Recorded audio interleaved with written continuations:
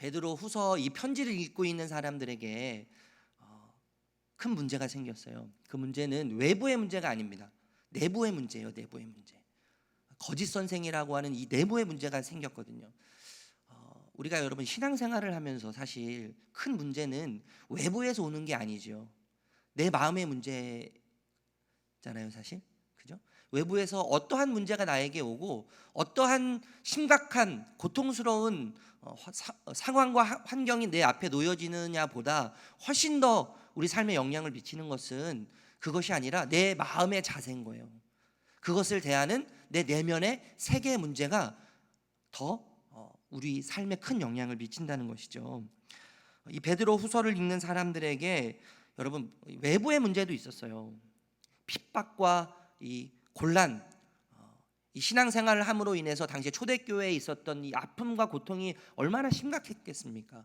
그렇지만 여러분 이 베드로 후서를 읽으면 읽을수록 우리가 알 수 있는 것은 뭐냐면 외부에서 오는 문제가 심각한 것이 아니라 정말 심각한 문제는 내부의 문제인 거예요.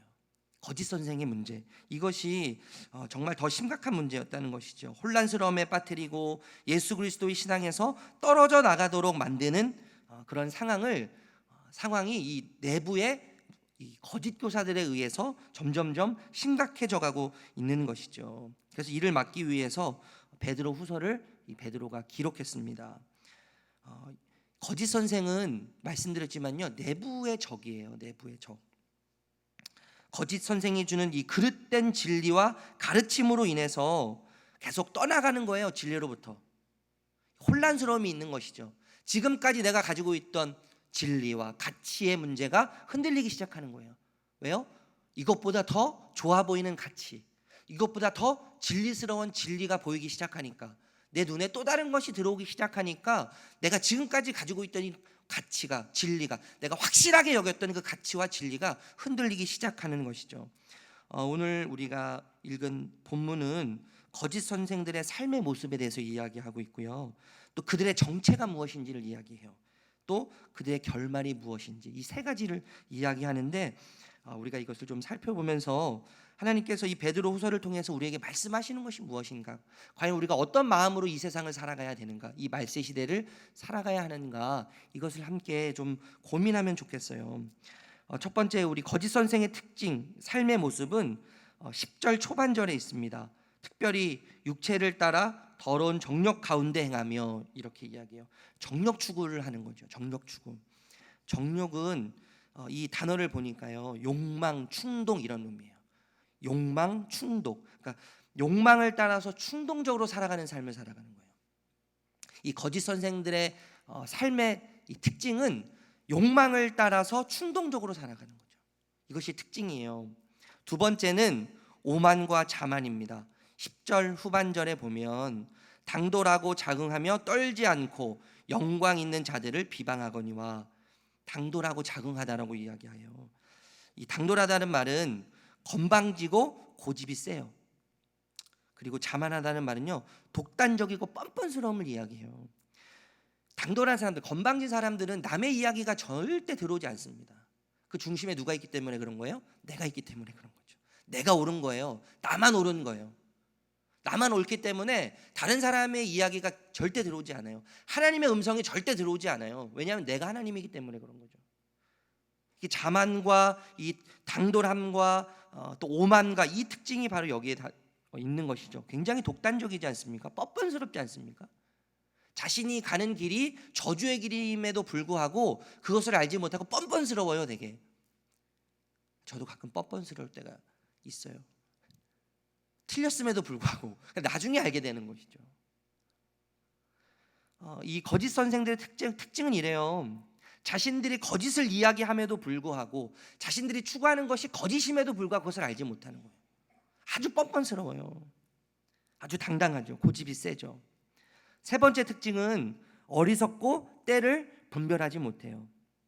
13절 초반에 보니까요, 불의의 값으로 불의를 당하며 낮에 즐기고 노는 것을 기쁘게 여기는 자들이니라. 여러분, 노는 것이 나쁜 건가요? 즐기는 거. 즐기는 것은 여러분, 하나님께서 이 천지를 창조하시고 우리에게 말씀하셨잖아요. 모든 것을 정복하고 다스려라. 온 땅에 충만해라. 여러분, 우리가 이 세상을 살아가면서 즐길 수 있어야 합니다. 여러분, 즐기지 못하는 것은 문제예요. 그런데 오늘 본문에서 이야기하는 심각한 거짓 교사들의 문제는 뭐냐면 낮에 논다는 거예요. 때를 알지 못하고 노는 거죠. 때를 분별하지 못하고 노는 것이 문제인 거예요. 때를 따라 해야 하는 행동을 한다는 것은 얼마나 지혜롭고 얼마나 아름다운 것입니까? 그럼에도 불구하고요, 이 거짓 교사들의 특징은 때를 알지 못하는 거예요. 낮에도 놀고 방탕한 삶을 살아가는 것이죠. 또 여러분, 이 낮이라는 말을 보니까 24시라는 의미가 있어요. 24시. 그러니까 하루 종일 논다는 거예요. 하루 종일 삶의 처음과 끝이 노는 거예요.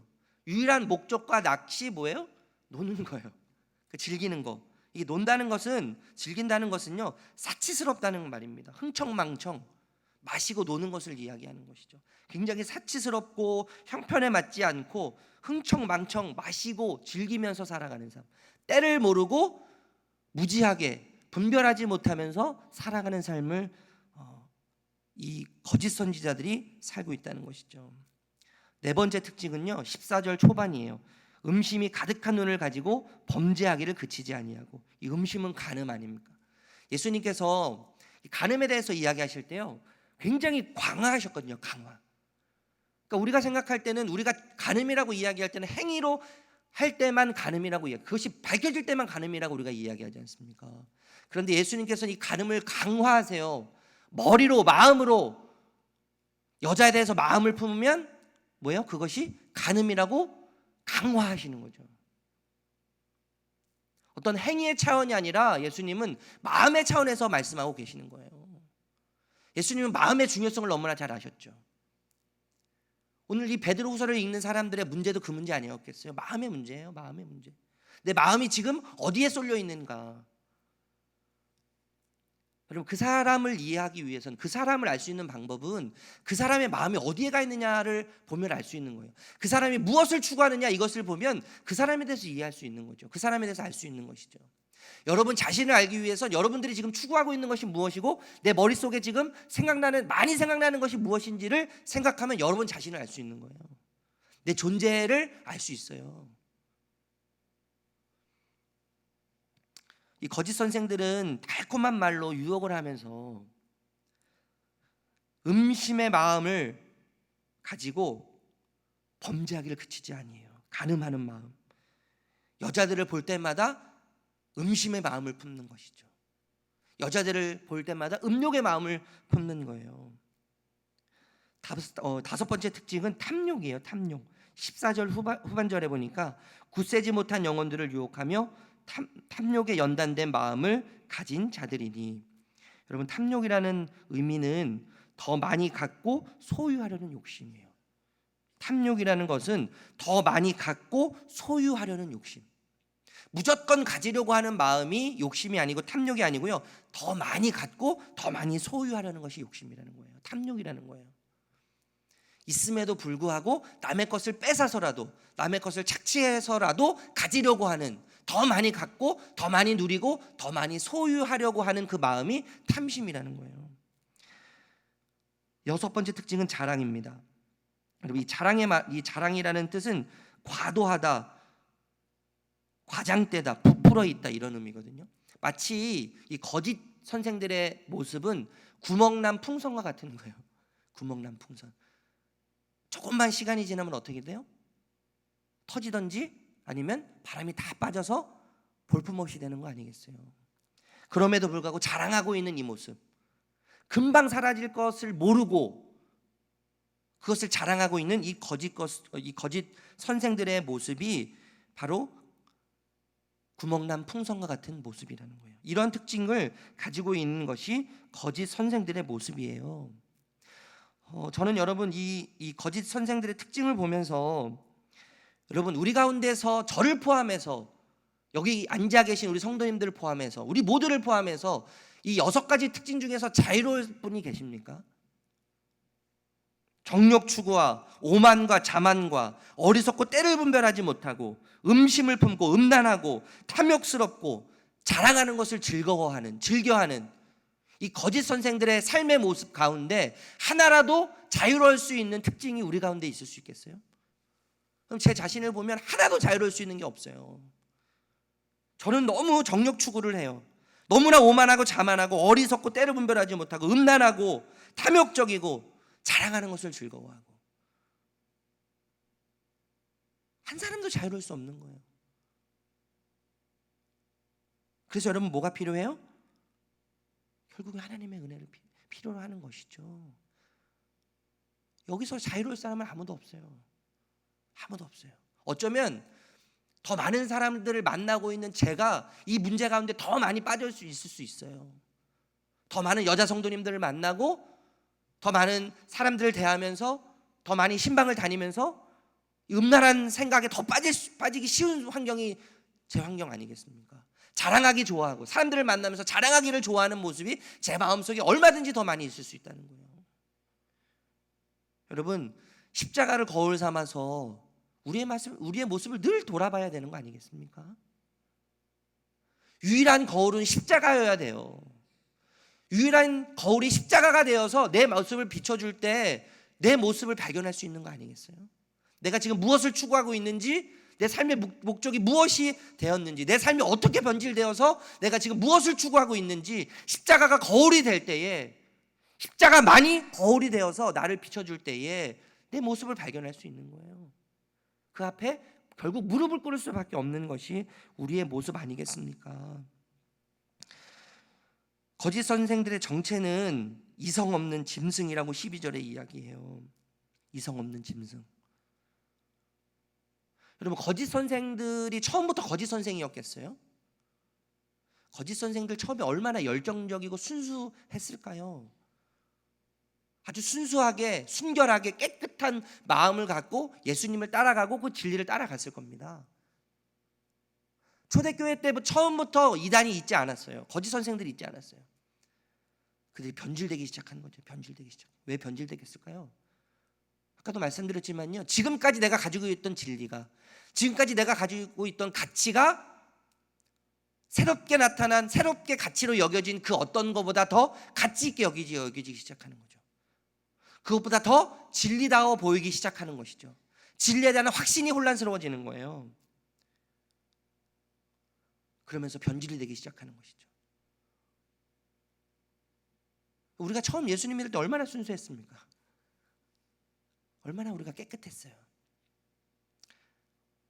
시간이 가면서 어느새 변해버렸는데 나의 모습, 시간이 가면서 어느새 변질되어 있는 나의 신앙, 예수님을 향하고 주님을 향한 그 마음, 여러분, 이 첫사랑이 우리에게 회복되어야 될 줄로 믿습니다. 내 모든 것을 다 버리겠다고, 여러분, 제자들이 예수님 따라갈 때 모든 것을 다 버려두고 예수님을 떠나갔잖아요. 배와 그물을 버려두고 배와 아버지를 버려두고. 버려뒀다는 건 뭐예요? 가치가 달라진 거죠. 이건 가치의 문제거든요. 여러분, 신앙은 가치의 문제예요. 가치. 우리의 삶은 가치의 문제예요. 가치에 따라서 우리의 삶의 방향이 달라지게 되는 거죠. 가치를 따라서 우리가 살아가게 되어 있는 거예요. 이 변질자들, 변절된 사람들이, 이 거짓 선생들을 처음부터 이러지 않았어요. 여러분, 처음부터 거짓을 말하고 처음부터 잘못된 진리를 이야기하지 않았습니다. 시간이 가면서 눈에 새로운 것이 들어오기 시작한 거죠. 내가 가지고 있던 진리와 내가 가지고 있던 이 가치가 점점 약해지고 흔들리기 시작하는 거예요.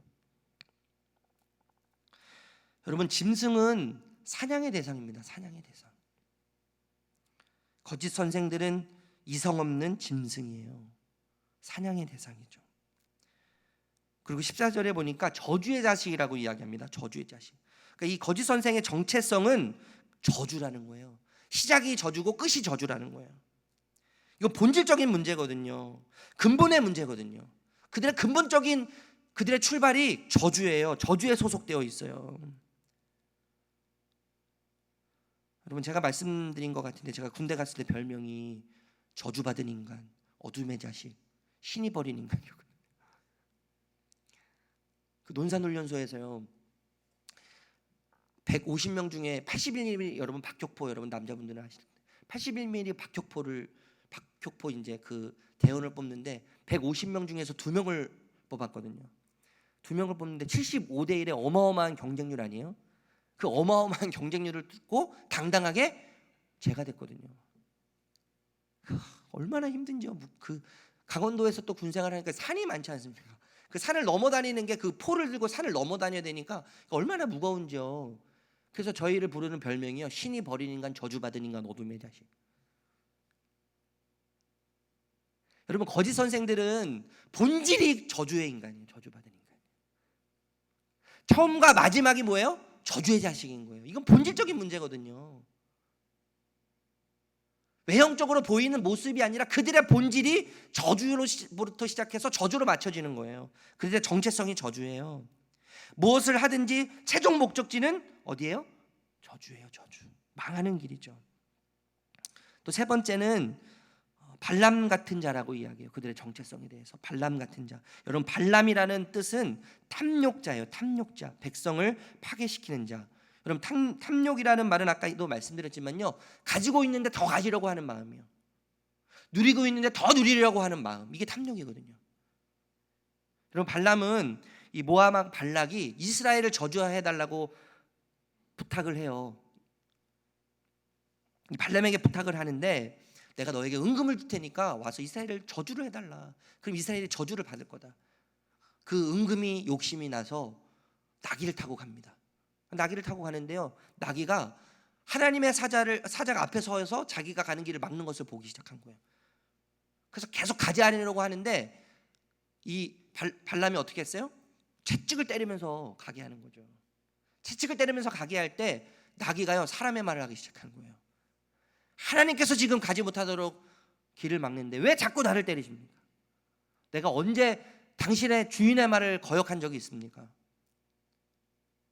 나귀가 사람의 말을 하기 시작하니까 그때야 여호와의 종이 앞에서 막고 서 있는 것을 이 발람이 보기 시작하는 거예요. 여러분, 발람의 상징은 탐욕이에요. 탐욕. 이 거짓 선생, 이 거짓 교사들은 특징은 바로 삶은 탐심이라는 거죠. 탐심. 여러분, 거짓 선생들의 결말에 대해서 이야기합니다. 이렇게 추접하고 더럽고 냄새나고 쓰레기와 같은 이 거짓 교사들에 대한 결말의 이야기가 20절에서 22절에 이야기하고 있어요. 우리 함께 읽어볼까요? 20절에서 22절 말씀 읽어보겠습니다. 시작. 만일 그들이 우리 주 되신 구주 예수 그리스도를 알므로 세상의 더러움을 피한 후에 다시 그 중에 얽매이고 지면 그 나중 형편이 처음보다 더 심하리니 의의 도를 안 후에 받은 거룩한 명령을 저버리는 것보다 알지 못하는 것이 도리어 그들에게 나으니라.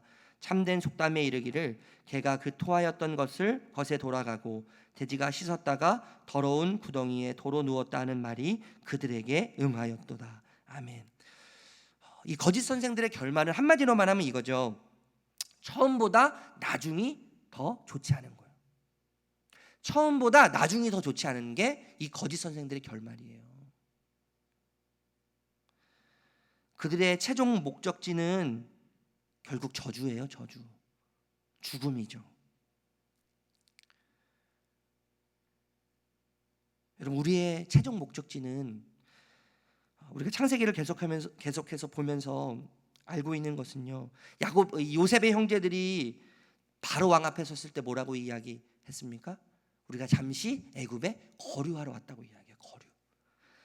야곱이 바로 왕 앞에 섰을 때 내 나이가 몇이냐라고 물어보거든요. 내 나이가 몇이냐고 물어볼 때 야곱이 이렇게 대답해요. 내 나그네 삶이 130년이다. 이렇게 거류했다고 형제들이 이야기하고 아버지 야곱이 나그네라고 이야기하거든요. 이 두 단어를 보면요, 똑같은 단어예요. 나그네라는 똑같은 단어. 여러분, 나그네라는 말은 뭐예요? 잠깐 동안 산다는 이야기거든요. 그러니까 목적지가 있다는 것을 의미하는 거예요. 여러분, 거짓 선생들의 결말과 거짓 선생들의 최종 목적지는 사망이거든요. 죽음이거든요. 저주거든요. 아름답지 못한 끝이 그들의 마지막이에요.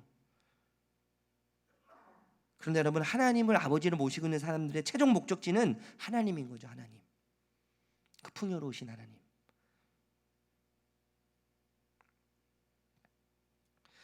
여러분, 우리가 거짓 선생들의 삶을 보면서, 특징을 보면서 우리가 거짓 선생들을 손가락질할 수 없어요. 왜냐면 그 모습이 다 우리에게 있거든요. 저에게 있거든요. 여러분, 거짓 선생이라는 말은 제가 말씀드렸지만요, 이 베드로 후서를 받아서 읽는 사람들, 그들을 혼란스럽게 만들었던 어떤 대상이에요. 여러분, 거짓 선생이란 결국 우리들에게 있어서 거짓 선생이라는 것은 뭐냐면, 우리가 지금 붙잡고 있는 이 십자가의 진리와 우리가 믿고 있는 예수 그리스도의 도를 흔들도록 만드는 그것이 뭐예요? 우리에게 거짓 선생이 될 수 있는 것이죠. 그것이 가족이 되었든, 그것이 물질이 되었든, 그것이 건강이 되었든, 그것이 자녀가 되었든, 그것이 무엇이 되었든, 내가 붙잡고 있는 이 십자가의 진리, 내가 붙잡고 있는 예수 그리스도의 도, 이 가치를 혼란스럽게 만드는 그것이 거짓 선생 아니겠습니까?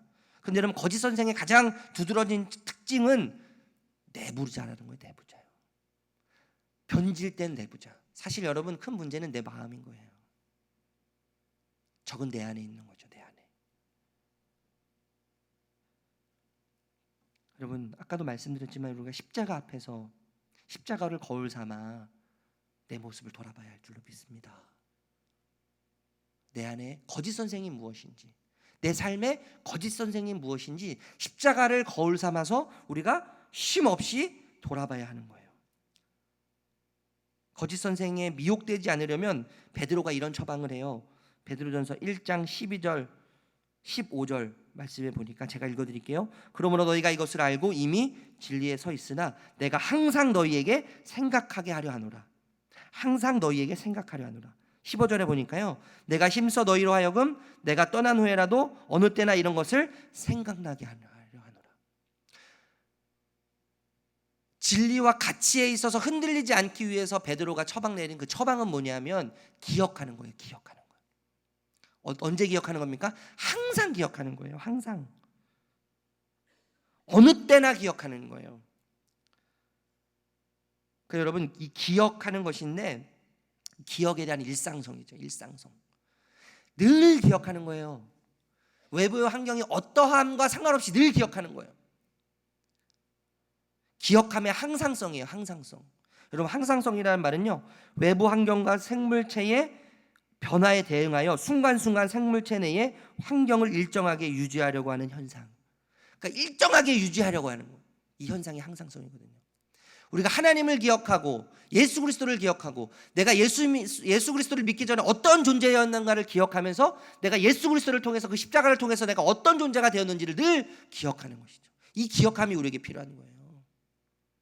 우리가 얼마나 썩어서 냄새나는 존재였는지, 나는 내 스스로 구원받을 수 없는 더럽고 냄새나는 쓰레기와 같은 존재였다는 것을 늘 기억하면서 자각하면서 십자가 앞에서 주님이 아니면 나는 살아갈 수 없고, 주님이 아니면 구원받을 수 없고, 십자가 아니면 숨 쉴 수 없고, 십자가 아니면 살아갈 수 없음을 늘 기억하면서 주님의 은혜를 기억하는 항상성, 주님의 십자가를 기억하는 일상성이 우리 가운데 있어야 될 줄로 믿습니다. 여러분, 우리는 흔들릴 수 있어요. 넘어질 수 있어요. 중요한 것은 뭡니까? 그 자리에서 다시 일어나는 것인데, 예수 그리스도를 의지하고 그 십자가를 기억함으로 그 십자가가 다시 나를 세워줄 때 우리는 설 수 있는 거 아니겠습니까? 우리가 이 십자가를 늘 기억함으로, 하나님을 기억함으로 이것이 일상이 되고 이것이 항상성이 유지되어서 흔들리더라도 다시 일어서고 십자가를 붙잡고 흔들리지 않는 그 길을 걸어갈 수 있는 저와 여러분이 되시기를 예수님의 이름으로 축복합니다.